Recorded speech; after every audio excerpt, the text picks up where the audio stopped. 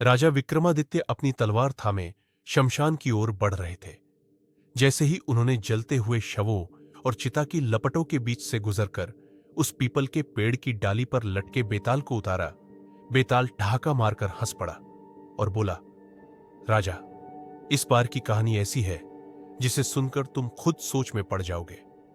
किसी समय उज्जैनी में राजकुमार देवसेन का नाम बड़े गर्व से लिया जाता था। वह बुद्धिमान, वीर और न्यायप्रिय था।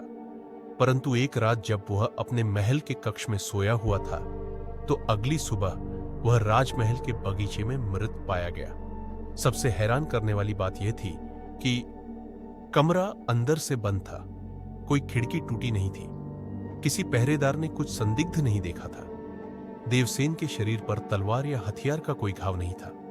राजा बेहद क्रोधित हुए और उन्होंने ऐलान किया कि जो भी इस रहस्य को सुलझाएगा उसे बड़ा इनाम मिलेगा। सारी प्रजा हैरान थी, राजकुमार की मौत हुई कैसे?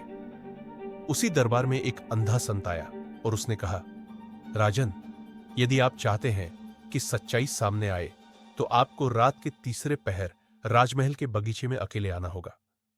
राजा राजी हो गए। जब रात हुई और राजा बगीचे में पहुंचे तो अचानक हवा जोरों से चलने लगी, जैसे कोई अदृश्य शक्ति वहां मौजूद हो। फिर एक अनजानी आवाज आई, राजा, देवसेन को मैंने मारा है। राजा चौकन्ने हो गए, परंतु सामने कोई नहीं था। उन्होंने तलवार निकाल ली और बोले, कौन है? सामने आ। परंतु कोई दिखाई नहीं दिया। अचानक अंधा संत बोला, राजन, यह कोई साधारण हत्यारा नहीं, यह एक अदृश्य आत्मा है। राजा को यकीन नहीं हुआ। उन्होंने आदेश दिया कि संत को कैद कर लिया जाए, क्योंकि यह सब उसे डराने का षड्यंत्र भी हो सकता था।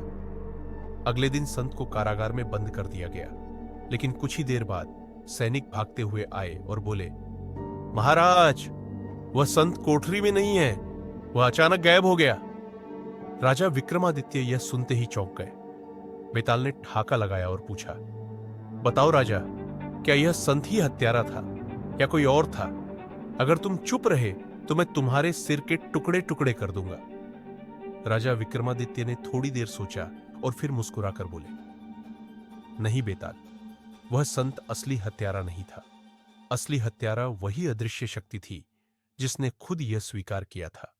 वह एक प्राचीन श्रापित आत्मा थी जिसे देवसेन के पूर्वजों ने बंदी बनाया था।